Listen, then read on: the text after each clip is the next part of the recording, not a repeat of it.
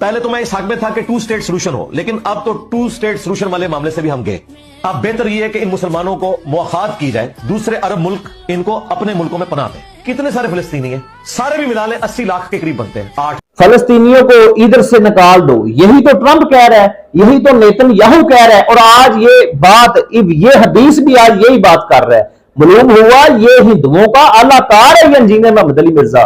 یار لوگ وہاں نہ عیدیں منا سکتے ہیں، نہ مسکرا سکتے ہیں، بری حالت ہے بیچاروں کی، ایک ایک روٹی کے ٹکڑے اور پانی کے گھونٹ کو ترس رہے ہیں، بچوں کی لاشوں کے ٹکڑے ہوا میں اڑ رہے ہیں، اور یہ بغیرت، یہ کنجر کہہ رہا ہے کہ وہاں لوگ وہاں سے چلے جائیں تاکہ یہودی ہمارے قبلہ اول کو شہید کر کے سلیمانی ہیکل تعمیر کر سکیں، تاکہ دجال کا وہ وہاں استقبال کر سکیں۔ میں آپ کو بتایا کرتا تھا نا کہ یہ انجینئر محمد علی مرزا بھی دجال کا ایک فتنہ ہے، دجال کا ایک چیلا ہے۔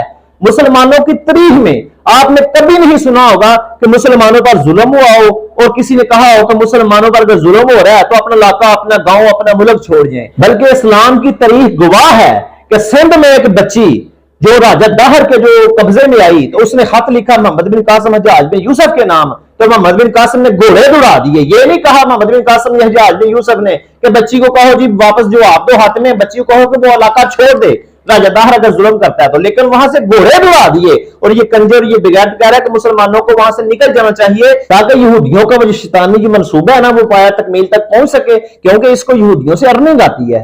یہ بغیرت فلسطین کے حق میں بول بھی نہ سکا، ان کے لیے امداد بھی نہ دے سکا، اسرائیل کے خلاف جہاد کا فتویٰ بھی نہ دے سکا، کیونکہ اس کی تو ارننگ بند ہو جانی تھی۔ اللہ ہمیں اس جیسے فتنوں سے اللہ ہمیں بچائے، اور اللہ پاک فلسطین کی جو مدد فرمائے۔